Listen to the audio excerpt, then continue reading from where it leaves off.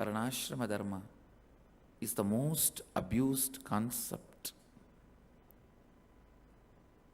in Hinduism. All the anti-Hindu forces used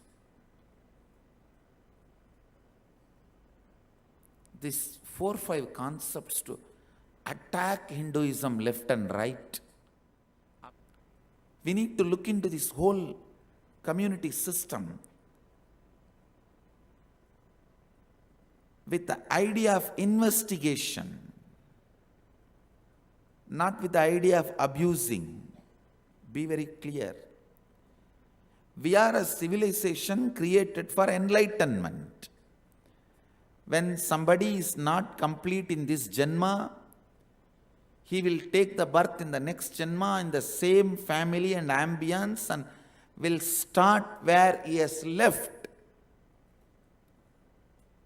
and continue his journey. So our civilization is created for that. These invaders, if you don't believe in next Janma, who are you to talk about our civilization?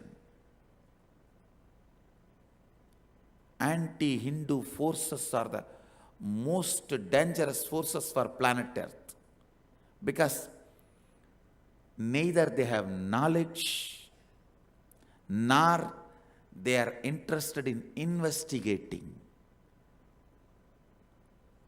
All they know is the brutal weapons, turning their weapons to the people who are investigating, contemplating. Vedic tradition is very clear. All the 4 major powers of the human society. 1, knowledge. 2, weapons. 3, money, wealth. 4, land. All these 4 was kept separately to different 4 groups, so that the decentralization of the power was always maintained. There is no centralization, or there is no authoritative governance. There is always a democracy.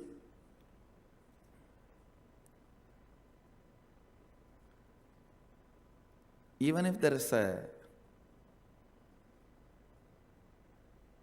king, he has to be a benign ruler, benign authority, benign autocracy. He can't be just doing what he wants, because knowledge is in a different, knowledge is with a different group, wealth is with a different group, weapons are with a different group, and land is with a different group. You need to really dig in, look in, and find out whether the knowledge is going to give you fulfillment, or wealth is going to give you fulfillment, or weapons, the power is going to give you fulfillment, or having the large land is going to give you fulfillment. You need to take clear decision. When you are fulfilled with knowledge, you know you own people who owns wealth, you own people who owns land, you own people who owns political power. You just know. That is the power of knowledge.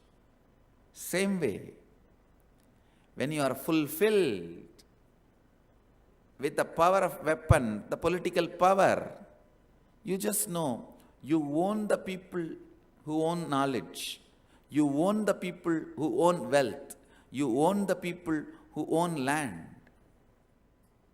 This discrimination of community system itself was imposed on us by invaders. Please understand, the Gayatri mantra, which is chanted by all the Brahmins, is revealed by a Kshatriya, Vishwamitra.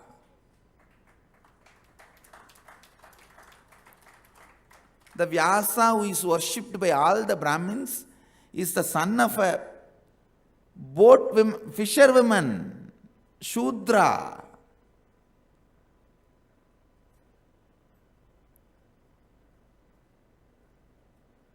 If we want the Brahminical superiority to be established, don't we have that much of intelligence just to change the history? Instead of fisherwoman, we could have said one great Brahmin lady, Brahmin virgin lady, was sitting in the boat along with the fisherwoman. Vyasa was born for that lady. How much time it would have taken for us to change the history two line? We were not interested in Brahminical supremacy. Understand, we were not interested in establishing any supremacy or authority. We were simply straight.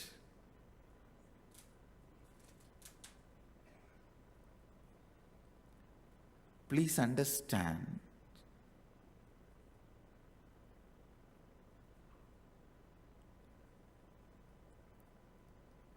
In every temple,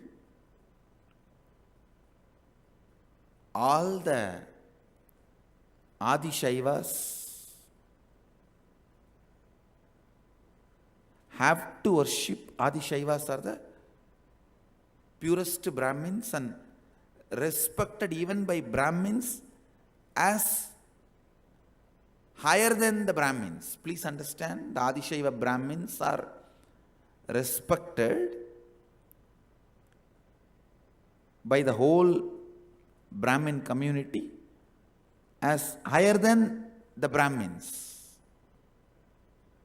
because they take care, maintain the temple and do the seva to the gods, goddesses directly.